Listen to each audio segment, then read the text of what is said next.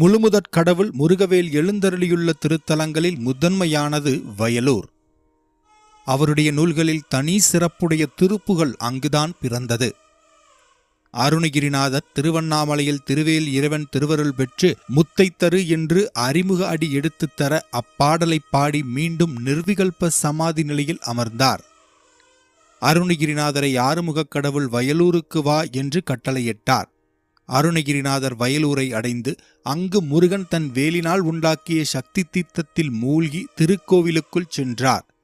முருகவேல் ஒரு திருமுகமும் 4 திருக்கரங்களுமாக காட்சியளித்து திருப்புகளை உலகம் உய்ய பாடுவாயாக என்று பணித்தருளினார்.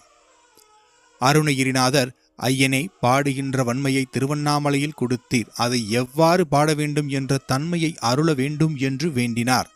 கருணை நிறைந்த தமிழ் கடவுள் மயில் வாகனத்தையும் கடம்பமலர் மாலையையும் வடிவேலாயுதத்தையும்